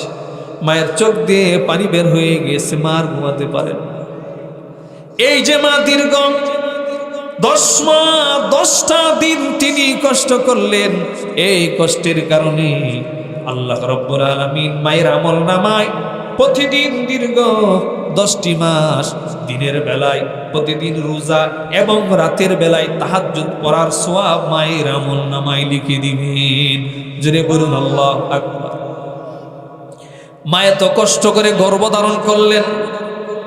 এরপরে ইমান ওয়াদাতহু কুরহা, মা কত কষ্ট করে প্রসব করলেন, প্রসব বেদনা সহ্য করলেন। প্রসব বেদনার চাইতে ব্যথা, এর চাইতে কষ্টদায়ক জিনিস এই পৃথিবীর বুকে আরেকটাও না। মা কি পরিমাণ কষ্ট করলেন। মা যখন সন্তান জন্ম দিবেন, মা জানেন বাঁচলে বাঁচতেও পারেন, আবার তিনি দুনিয়া থেকে বিদায় হতেও পারেন। দুনিয়ার সবার কাছ থেকে তিনি বিদায় নিয়ে যান, সবাইকে ওসিয়ত করে যান, আমার যদি মৃত্যু হয়ে যায়, সন্তানকে জন্ম দিতে গিয়ে আমার মরণ হলে হোক, আমার কলিজার টুকরা বাপজানের গেল কিছু না হোক। সেই মায়ে তো কষ্ট করলেন। আহারে বাবা, মেডিকেল সায়েন্স বলে একজন মা যখন সন্তান জন্ম দেয়, একজন মাকে কি পরিমাণ কষ্ট সহ্য করতে হয়। একজন সুস্থ সবল মানুষ সর্বোচ্চ 45 ইউনিট ব্যথা সহ্য করতে পারেন, কিন্তু একজন মা যখন সন্তান তিনি ভূমিষ্ঠ করলেন, একজন মাকে 55 ইউনিট ব্যথা সহ্য করতে হলো। তার মানে হলো একজন জীবিত সুস্থ সবল মানুষের শরীর থেকে যদি একসঙ্গে 20টি হাড্ডি ভেঙে যায়, এই মানুষটা যেই পরিমাণ কষ্ট পাবে, সেই মাকেও এই পরিমাণ কষ্ট তাকে সহ্য করতে হয়। আর কষ্ট করে করে দীর্ঘ 2.5 বছর তিনি সন্তানকে দুধ পান করালেন। সন্তানকে দুধ পান করে থেকে এই সন্তানকে লালন পালন করতে গিয়ে মা কি পরিমাণ কষ্ট করেছেন, কি পরিমাণ ভালোবাসা দিয়েছেন, কি পরিমাণ মহাব্বত সন্তানকে তিনি করেছেন। রাতের বেলায় মা ঘুমিয়েছেন, সামান্য সময়ের জন্য চক্ষু দুইটা তিনি বন্ধ করেছেন। চক্ষু বন্ধ করেছেন কিন্তু কান কিন্তু মায়ের খাড়া। সন্তানের কখন ক্ষুধা লেগে যায়, কান্না শুরু হয়ে যায়। সন্তানের কান্না শুরু হতে দেরি, আর মুহূর্তের মধ্যে সন্তানের মুখের মধ্যে দুধ তুলে দিতে মায়ের বিন্দু পরিমাণ দেরি হয় না। এই মায়ে তো কষ্ট করলেন। এই জন্য আল্লাহ রাব্বুল আলামিন বলেন, ও দুনিয়ার মানুষ, যেই মা তোমার জন্য এত কষ্ট করলেন, এত ত্যাগ স্বীকার করলেন, এই মাকে তোমরা ধমক দিও না। ওয়ালা তানহারহুমা, তাকে তোমরা ধমক দিও না। মায়ের হক সবচাইতে বেশি, কারণ মা তিনটা কষ্ট সহ্য করেছে। এরপরে পিতার হক। আল্লাহ রাব্বুল আলামিন পিতাকেও সম্মান দিয়েছেন, পিতাকেও মর্যাদা দিয়েছেন। কারণ আমার আপনার পিতা, যেই পিতা এক সময় দামি পোশাক ছাড়া তিনি কোনো কাপড়ই পরতেন না, মার্কেটের সবচাইতে দামি শার্ট, সবচাইতে দামি প্যান্ট, সবচাইতে দামি জুতাটা যিনি পরতেন, ওই বাবা আজকে সন্তানের সুখের কথা চিন্তা করে একটা শার্ট, একটা প্যান্ট, একটা লুঙ্গি দিয়ে বছরটাকে তিনি পার করে দেন। ঠিক কিনা? সন্তানকে বাবা কত ভালোবাসেন। এই সন্তানের সুখের চিন্তা করি বাবা নিজের জীবনের সমস্ত স্বাদ আল্লাহ বুক বিলাসকে তিনি মাটিতে মিশিয়ে দিলেন। বাবার একটি মাত্র চিন্তা, আমার সন্তান কেমন করে ভালো থাকবে, কেমন ভাবে ভালো পড়বে, কেমন ভাবে ভালো খাবে, কেমন ভাবে ভালো শিক্ষা পাবে, এই চিন্তা করে বাবা রাতের বেলায় ভালো করে ঘুমাতেও পারে না। আমি আপনি যখন পৃথিবীতে আসলাম, এই বাবা এই মা আমাকে এত স্নেহ করলেন। বাবা আস্তে আস্তে হাঁটতে শিখেছি। বাবা হাত ধরে ধরে তিনি আমাদেরকে আঙ্গুল ধরে ধরে হাঁটা শিখালেন। হাঁটতে হাঁটতে ক্লান্ত হয়ে গিয়েছি, পা অবশ হয়ে গিয়েছে। এই বাবা মোহাব্বত করে ভালোবাসা দিয়ে আমাদেরকে তিনি কাঁধের মধ্যে তুলে নিয়েছেন। আবার এই বাবা খাবার খেতে গিয়ে আমাদেরকে কুলের উপর বসিয়ে মাছের সব চাইতে ভালো টুকরাটা, গোশতের সব চাইতে ভালো টুকরাটাই তিনি আমাদের মুখের মধ্যে তুলে দিয়েছেন। কথা বলেন ঠিক কিনা? সেই জন্য আল্লাহ বলেন, দুনিয়ার মানুষ, আমার পক্ষ থেকে চূড়ান্ত ভাবে নির্দেশ দিয়ে দিলাম, এই পিতা মাতার সঙ্গে সব সময় সুন্দর আচরণ করবে, সৎ ব্যবহার করবে। এই পিতা মাতাকে জান মাল দিয়ে তোমরা তাদেরকে খেদমত এবং সেবা করবে। ও দুনিয়ার মানুষ শোনো, পিতা মাতার ব্যাপারে সম্পদ ব্যয় করতে গিয়ে, টাকা ব্যয় করতে গিয়ে কখনো কার্পণ্য করবে না। মনে রাখবে, যত নেকির কাজই তোমরা করো না কেন, তোমরা মসজিদ বানাতে পারো, মাদ্রাসা বানাতে পারো, গরিব মিসকিনকে দান করতে পারো, যত নেক কাজই করো না কেন, সবচাইতে বড় নেকির কাজ হলো ইয়াসআলুনাকা মাযা ইউনফিকুন। আল্লাহ পাক বলেন, ও নবী, তারা আপনাকে জিজ্ঞাসা করে নিজের টাকা, নিজের পয়সা তারা কোন জায়গায় ব্যয় করবে। হ্যাঁ নবী, আপনি বলে দিন, কুল মা আনফাকতুম মিন খাইরিন ফালিল ওয়ালিদাইনি ওয়াল আকরাবিন ওয়াল ইয়াতামা ওয়াল মাসাকিন ওয়া ইবনিস সাবিল। ও দুনিয়ার মানুষ, যত কল্যাণকর কাজেই তোমরা নিজেদের সম্পদ ব্যয় করো না কেন, সবচাইতে কল্যাণকর ব্যয় হলো তোমাদের জন্য তোমরা তোমাদের নিজেদের পিতা মাতার জন্য যেটা ব্যয় করো। যেই পিতা মাতাকে এত সম্মান আল্লাহ পাক দিলেন, যেই পিতা মাতা এত কষ্ট আর ত্যাগ স্বীকার করলেন, আজকে সন্তান ওই পিতা মাতাকে সামান্য সময় দিতে চায় না, অসুস্থ মায়ের কাছে বসতে চায় না। অসুস্থ মাকে মুখের মধ্যে একটু অংশ তুলে দিবে, একটা ফল কেটে দুইটা টুকরা মায়ের মুখের মধ্যে তুলে দিবে, এমন কপাল ভরা সন্তানের দুনিয়ার মধ্যে আসে না। না, এই দুনিয়ার বন্ধু বান্ধব আত্মীয় স্বজন সবার জন্য সময় হয়, কিন্তু মায়ের জন্য সময় হয় না। অথচ আল্লাহর নবী বলেন, হযরত আনাস ইবনে মালিক রাদিয়াল্লাহু তাআলা আনহু থেকে বর্ণিত হাদিস, আল্লাহর নবী বললেন, তোমাদের মধ্যে যেই ব্যক্তি চাই, মান সাররাহু ইউমাদ্দা উমরুহু ওয়া রিজকুহু ফালইয়াবিররা ওয়ালিদাই। হযরত আনাস ইবনে মালিক থেকে বর্ণিত হাদিস, আল্লাহর নবী বলেন, তোমাদের মধ্যে যেই লোকটা নিজের জীবনে বরকত চায়, ওই লোকটা যেন পিতা মাতার খেদমত করে। যেই লোকটা নিজের রিজিক বৃদ্ধি করতে চায়, ওই লোকটা যেন মায়ের সঙ্গে সুন্দর আচরণ করে, বাবার সঙ্গে সুন্দর আচরণ করে। যেটা বলুন সুবহানাল্লাহ।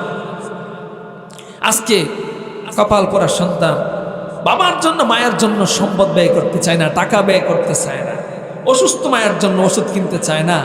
অথচ আল্লাহ নবী বললেন, আরে কপাল পরা সন্তান, তুমি চিন্তা করো তোমার টাকা শেষ হয়ে যাবে, পয়সা শেষ হয়ে যাবে, কিন্তু আল্লাহর ঘোষণা, পিতা মাতার জন্য যত ব্যয় করবে আল্লাহ রাব্বুল আলামিন তোমার সম্পদের মধ্যে তত বেশি বরকত দিবেন। জোরে বলেন সুবহানাল্লাহ। আপনি যদি আপনার পিতাকে, আপনি যদি আপনার মাকে ভালোবাসতে পারেন, তাদেরকে সন্তুষ্ট করতে পারেন, তাহলে সন্তুষ্ট হবেন কি? রাজার রাব্বি ফি রাদাল ওয়ালিদ ওয়া সাখাতুল ওয়ালিদি ফি সাখাতিল ওয়া সাখাতুর রাব্বি ফি সাখাতিল ওয়ালিদ। আল্লাহ নবী বললেন, রিদার রাব্বি ফি রাদাল ওয়ালিদ, তোমাদের কারো বাবা যদি তোমাদের প্রতি সন্তুষ্ট হয়ে যান, তোমাদের রব সন্তুষ্ট হয়ে যাবেন। আর তোমাদের কারো বাবা যদি তোমাদের প্রতি অসন্তুষ্ট হয়ে যান, তাহলে কিন্তু তোমাদের রব অসন্তুষ্ট হয়ে যাবেন। সুতরাং দুনিয়ার মানুষ শুনো, পিতামাতার খেদমত, পিতামাতার সম্মান মর্যাদা যদি তাদেরকে দিতে পারো, আল্লাহ রাব্বুল আলামিন তোমাদেরকে মুস্তাজাবুদ দাওয়াত বানিয়ে নেবেন। আল্লাহর কাছে যা চাইবে আল্লাহ রাব্বুল আলামিন চাওয়ার সঙ্গে সঙ্গে তোমাদের দোয়াগুলোকে কবুল করে নেবেন। আপনারা অনেক ঘটনা শুনেছেন। ওয়াইসাল কারনির ব্যাপারে আমাদের দেশে অনেক ঘটনা আছে না? বলা হয় কি, ওয়াইসাল কারনি যখন শুনলেন রাসূল করিম সাল্লাল্লাহু আলাইহি সাল্লামের দান শহীদ হয়ে গিয়েছে, তখন তিনি নিজের দান শহীদ করে দিলেন। প্রথমে 2টা দান শহীদ করলেন, তখন চিন্তা করলেন যে হাই হাই, আমি তো 2টা দান শহীদ করেছি, আমি তো জানি না রাসূলের কোন দান শহীদ হয়েছে, সুতরাং আমিও সবগুলো দান শহীদ করে দিই। এখন এইটা যদি সত্য কথাই হতো, তাহলে যেই দিন রাসূল করিম সাল্লাল্লাহু আলাইহি সাল্লাম দুনিয়া থেকে বিদায় হয়েছেন, ওই দিন কি হযরত ওয়াইস আল কারনি উনি দুনিয়া থেকে বিদায় হয়ে গিয়েছেন, আত্মহত্যা করেছেন? করেন নাই। তার মানে তার শানে যেটা বলা হচ্ছে এটা একান্তই মিথ্যা কথা। তবে সহিহ হাদিস থেকে তার মর্যাদা, তার কিছু সম্মান আমি আপনাদের সামনে তুলে দিই। হযরত ওয়াইস, আমাদের দেশে বলে ওয়াইস করনি, আসলে ওনার বিশুদ্ধ নাম হচ্ছে ওয়াইস ইবনে আমের আল কারনি আল মুরাদি। কারণ দেশের, ইয়ামান দেশের কারণ এলাকার মুরাদ গোত্রের আমেরের সন্তান ওয়াইস, তার মানে ওয়াইস ইবনে আমের আল কারনি আল মুরাদি। তিনি রাসূল করিম সাল্লাল্লাহু আলাইহি সাল্লামের যুগের একজন মানুষ। রাসূল করিম সাল্লাল্লাহু আলাইহি সাল্লামের সঙ্গে সাক্ষাৎ করতে যাবেন, সাহাবীর মর্যাদা লাভ করবেন, কিন্তু দেখেন তার ঘরের মধ্যে তার অসুস্থ মা। যদি তিনি রাসূলের সঙ্গে সাক্ষাৎ করতে চান, সাহাবী হতে চান, তাহলে তার অসুস্থ মায়ের খেদমত সেবা তিনি করতে পারবেন না। এই চিন্তা করে তিনি রাসূল করিম সাল্লাল্লাহু আলাইহি সাল্লামের সঙ্গে সাক্ষাৎ করতে পারলেন না, সাহাবীর মর্যাদা লাভ করতে পারলেন না। অথচ সাহাবীর মর্যাদা কত বেশি, ঠিক কিনা? রাসূল করিম সাল্লাল্লাহু আলাইহি সাল্লামের সাহাবী যারা ছিলেন, আল্লাহর রাসূলের সোহবত যারা লাভ করেছেন, তাদের সম্মান, তাদের মর্যাদা কত বেশি আল্লাহ রাব্বুল আলামিন তাদেরকে দান করেছেন।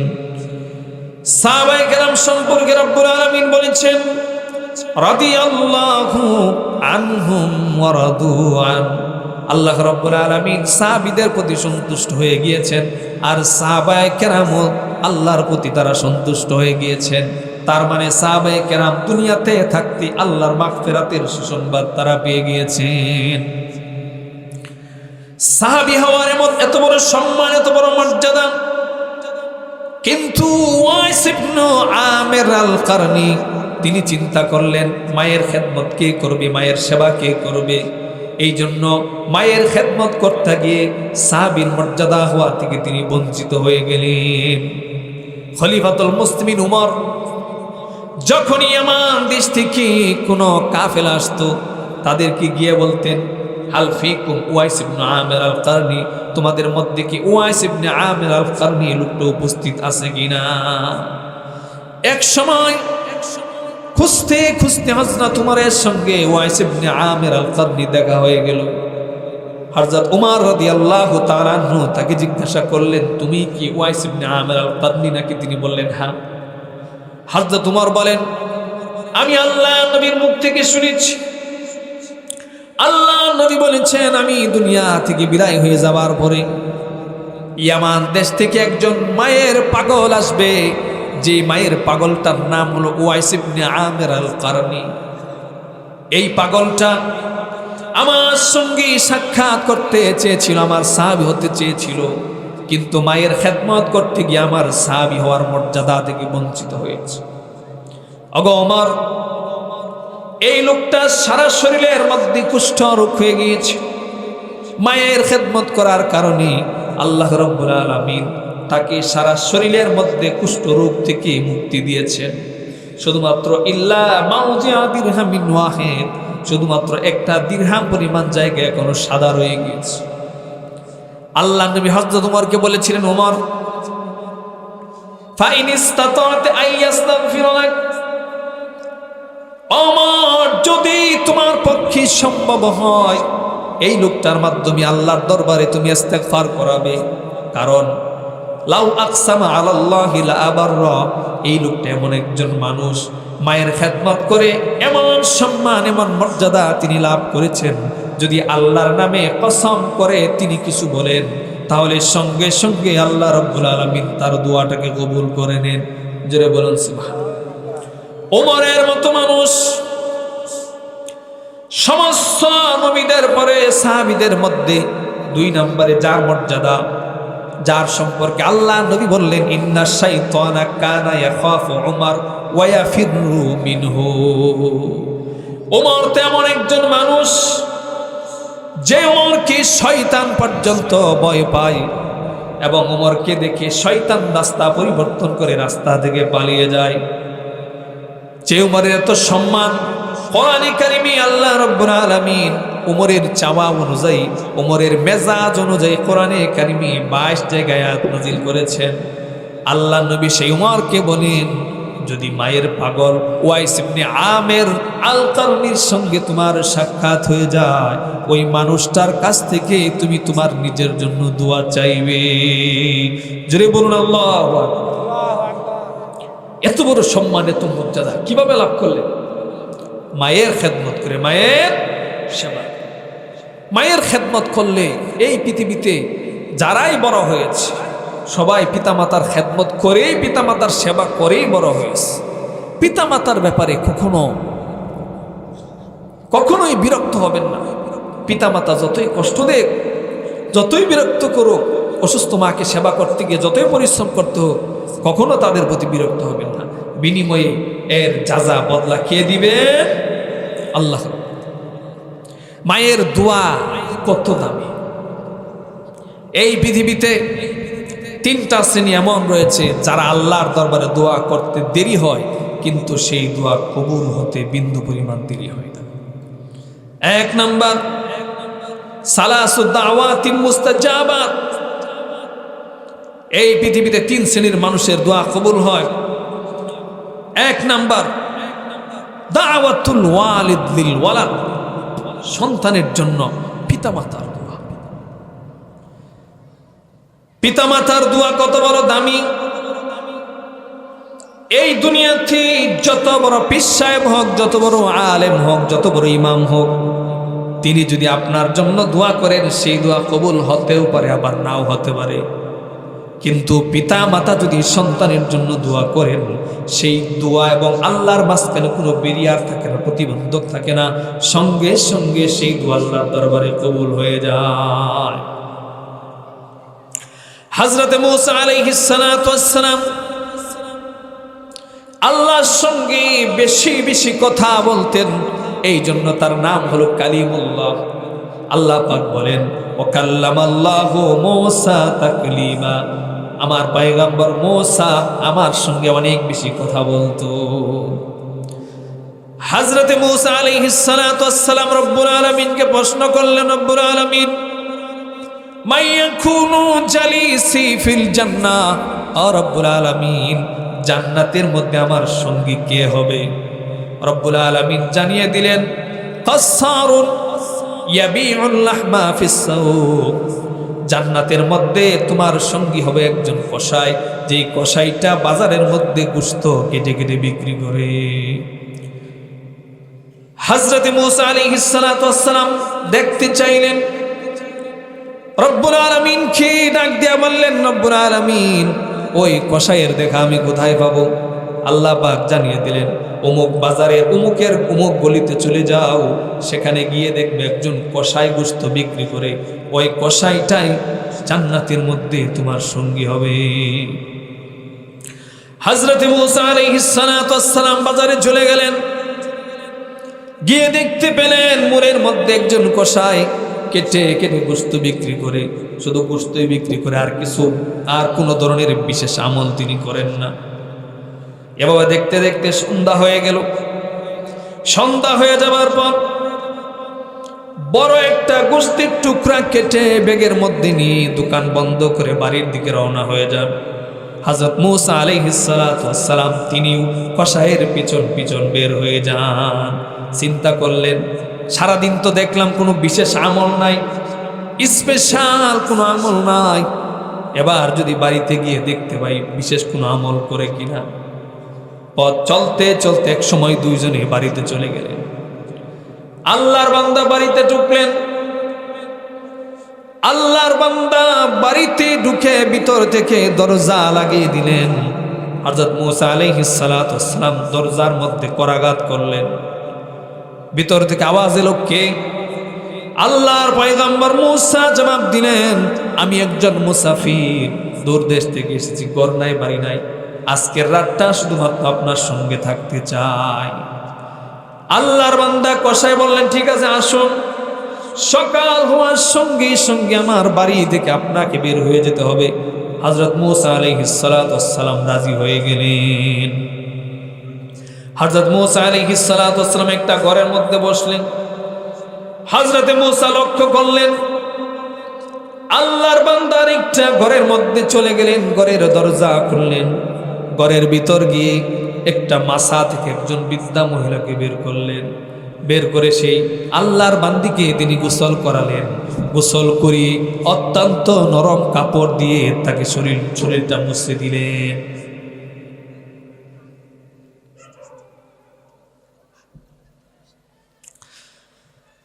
হযরত মূসা আলাইহিস সালাতু ওয়াস সালাম লক্ষ্য করে দেখলেন, এরপরে সে আল্লাহর বান্দা গোশতগুলো টুকরা করে রান্না করলেন, রুটি বানালেন। এরপরে সেই বৃদ্ধা মহিলার মুখে গোশতগুলো আর রুটির টুকরাগুলো তিনি তুলে দিতে লাগলেন। আল্লাহর বান্দি গোশতের টুকরা রুটিগুলো খান। রুটি আর গোশত যখন খাওয়া শেষ হয়ে যায়, আল্লাহর বান্দি মুস্কি হাসি দিয়ে কি যেন ফিসফিস করে বলে, আর সঙ্গে সঙ্গে সেই কসাই আল্লাহর বান্দা তিনি হু হু করে হেসে ওঠেন।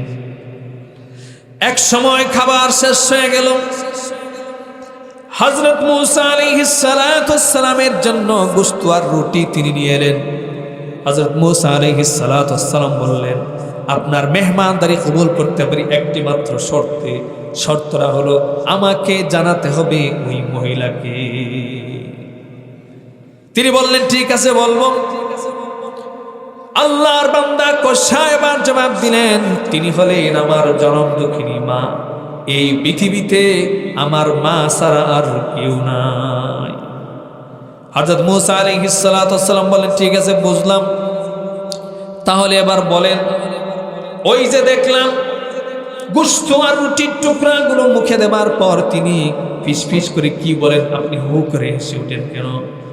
আল্লাহর বান্দা জবাব দিলেন, আমি যখন আমার মায়ের মুখে গোশতের টুকরা রুটির টুকরাগুলো তুলে দিচ্ছিলাম, তিনি আমার প্রতি সন্তুষ্ট হয়ে দোয়া করছিলেন, রব্বুল আলামিন আমার সন্তান আমার জন্য কে যেই পরিমাণ কষ্ট করলো, আমার সন্তান আমাকে যেই পরিমাণ মহাব্বত করলো, ভালোবাসলো, যেই পরিমাণ সেবা করলো, রব্বুল আলামিন আমি তার প্রতি সন্তুষ্ট হয়ে গিয়েছি।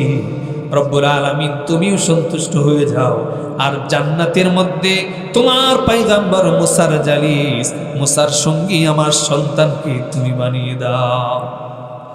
এই কথা যখন আমার মা বললেন, আমি হেসে উঠলাম। এটা তো কবুল হওয়ার মতো কোনো দোয়া নয়। আমি একজন সামান্য কসাই, আর মূসা আলাইহিস সালাতু ওয়াস সালাম কত বড় পয়গম্বর। হযরত মূসা বললেন, ও আল্লাহর বান্দা তোমার দোয়া কবুল। কসাই জিজ্ঞাসা করে, কেমন করে আপনি বুঝতে পারলেন আমার দোয়া কবুল হয়েছে? হযরত মূসা আলাইহিস সালাতু ওয়াস সালাম জবাব দিলেন, তোমার কাছে অসম্ভব মনে হলেও তুমি জানো না কোন জায়গা থেকে তোমার জন্য দোয়া করা হয়েছে। জুড়ে একটা আওয়াজ দিয়ে বলুন সুবহানাল্লাহ। চিন্তার বিষয় কিনা? পিতামাতার খেদমত, পিতামাতাকে ভালোবাসলে, মহাব্বত করলে আল্লাহ রাব্বুল আলামিন মানুষকে কোন জায়গায় নিয়ে যেতে পারে। পিতামাতার খেদমত তো করতেই হয়, জান মাল সব কিছু দিয়ে তাদেরকে মহাব্বত করতে হবে, ভালোবাসতে হবে। এখন পিতামাতা যদি দোয়া করলে এমন কবুল হয়ে যায়, তাহলে বদদোয়া করলে সেটা কবুল হবে না? বদদোয়া কবুল হবে। হযরত মূসা আলাইহিস সালাতু ওয়াস সালামের উম্মত বনি ইসরাইলের এক ঘটনা ইমাম বুখারী রাহমাতুল্লাহি আলাইহি হাদিস বর্ণনা করেছেন। হযরত জুরাইস রাহমাতুল্লাহি আলাইহি বিখ্যাত বলি, বিখ্যাত বুজুর্গ, একটা খানকায় বসে বসে তিনি ইবাদত করতেন। একদিন ইবাদত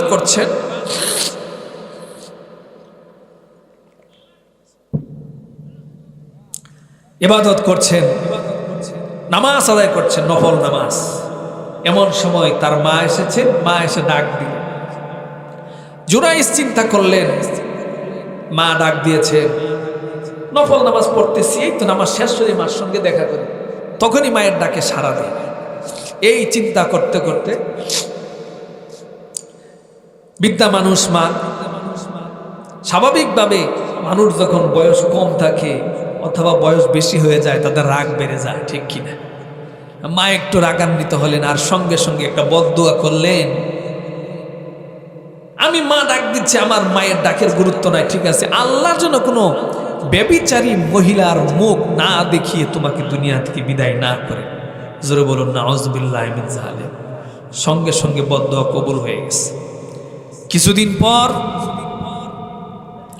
এক প্রস্টিটিউট মহিলা, বিয়ে ছাড়াই তার সন্তান আসলো। যেই সমাজই হোক, বিয়ে ছাড়া সন্তান জন্ম দেওয়া এটা ভালোভাবে নেয় না, ঠিক কিনা? আমাদের দেশে দেখবেন অনেক নায়ক নায়িকা, এদের যখন গর্ভে সন্তান আসে, 5 মাস 6 মাসের গর্ভ হয়ে যায়, তখন তারা বিয়ে করে। আসলে সন্তানের বাবাকে তারা নিজেরাই ভালো জানে, কিন্তু জানে যে এই সন্তানের যদি পিতৃ পরিচয় না দেওয়া যায় সমাজে মুখ দেখানো যাবে না, এই জন্য কোনো রকম বিয়ে একটা করে। যাই হোক, এটা যে কোনো সমাজে বিয়ে ছাড়া সন্তান জন্ম দেওয়া এটা মেনে নেওয়া হয় না। এখন লোকেরা জিজ্ঞাসা করলো, ব্যাপার কি, তোমার তো বিয়ে হয় নাই, তোমার সন্তানের পিতা কে? প্রস্টিটিউট বলল, জুরাইস যেহেতু আছে, সহজ সরল মানুষ, বুজুর্গ মানুষ, তার নামে সাফায় বলল যে জুরাইস আমার সন্তানের পিতা।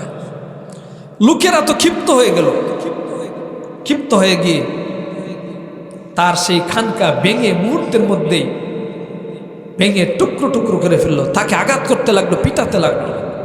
তিনি বুঝতে পারলেন যে আমার মনে হয় আর বেঁচে থাকা সম্ভব না। তিনি তাদেরকে বলেন, ঠিক আছে, তোমরা আমাকে মেরে ফেলবে, ভালো কথা, কিন্তু আমাকে একটু সামান্য সময় দাও, আমি আল্লাহর কাছে 2 রাকাত নামাজ পড়ব। আল্লাহর বান্দা জুরাইস নামাজে দাঁড়িয়ে গেলেন। নামাজ শেষ করে আল্লাহর দরবারে দুহাত তুলে তিনি মুনাজাত করতে লাগলেন, রব্বুল আলামিন, জীবনে কোনোদিন জিনা করি নাই, ব্যভিচার করি নাই, আজকে জিনার অভিযোগ আমার বিরুদ্ধে দেওয়া হচ্ছে। রব্বুল আলামিন, 1 নম্বরে ফিতনা থেকে তুমি আমাকে বাঁচিয়ে দাও। রব্বুল আলামিন 2 নম্বর দরখাস্ত, এমন ফিতনার মধ্যে, মুসিবতের মধ্যে কেন পড়ে গেলাম সেই কারণটাও তুমি আমাকে জানিয়ে দাও। আল্লাহ রাব্বুল আলামিন ইলহাম নাজিল করলেন। আল্লাহ রাব্বুল আলামিন জানালেন, ওই যে একদিন নামাজ আদায় করছিলে, এমন সময় তোমার মা ডাক দিয়েছিল, ডাকে সাড়া দিতে বিলম্ব হয়েছিল, এই জন্য তোমার মা তোমার ব্যাপারে বদদুয়া করেছিল, এই জন্য আজকে জিনা ব্যভিচারী নারীর মুখ তুমি দেখলে। আর এই বিপদ থেকে বাঁচার সিস্টেম হলো, এই যে ভূমিষ্ঠ সন্তান, এই ভূমিষ্ঠ সন্তানের বুকের মধ্যে হাত দাও আর তাকে জিজ্ঞাসা করো, মান আবুক। তুমি জিজ্ঞাসা করার সঙ্গে সঙ্গে জবাব দিয়া দিবে তার পিতাকে। হাদিস শরীফের মধ্যে এসেছে, লাম ইয়াতাকাল্লাম ফিল মাহদি ইল্লা থালাস। এই পৃথিবীর বুকে 3 জন মানুষ শুধুমাত্র তারা দোলনায় থেকে কথা বলেছেন। 1 নম্বরে হযরত ঈসা আলাইহিস সালাতু ওয়াস সালাম দুনিয়াতে আসার পর মায়ের কোলে থেকেই তিনি কথা বলেছেন। 2 নম্বরে হযরত ইউসুফ আলাইহিস সালাতু ওয়াস সালামের ওই যে জুলাইখা ইউসুফ আলাইহিস সালাতু ওয়াস সালামের বিরুদ্ধে জিনার অভিযোগ দিয়েছিল, যে সন্তানটা হযরত ইউসুফ আলাইহিস সালাতু ওয়াস সালামের মাসুমিয়তের ব্যাপারে সাক্ষ্য দিয়েছিল ওই সন্তানটা। আর 3 নম্বরে এই সন্তান যেই জুরাইসের পক্ষে যেই সন্তানটা সুপারিশ করে ফেললো, এই ছোট্ট বাচ্চার জবান খুলে গেল, অমুক গ্রামের অমুক রাখাল আমার বাবা। লোকেরা এবার বুঝতে পারলো যে না, জুরাইস এই আকামটা করে নাই, এই পাপের পথে তিনি নিজেকে পরিচালিত করে নাই, আমাদেরই ভুল হয়ে গেছে। লোকেরা এবার তওবা করে বলল যে জুরাইস, আমরা তো আপনার সঙ্গে অনেক বড় বেয়াদবি করে ফেলেছি, ভুল করে ফেলেছি, আমরা আপনার খানকাটাকে স্বর্ণ দিয়ে বাদাই করে দেব। হযরত জুরাইস বলেন যে না, স্বর্ণ দিয়ে বাদাই করার দরকার নাই, যেরকম আসিল ওরকমই তোমরা বানিয়ে দাও। জুরে বলুন আল্লাহু আকবার। তাহলে পিতামাতার বদদোয়া নেওয়া যাবে না, নিতে হবে সবসময় দোয়া। আজকে আপনাদের এই তাফসীরুল কোরআন মাহফিলের আয়োজন হলো দক্ষিণ পারিচা পূর্বপাড়া পুরাতন জামে মসজিদ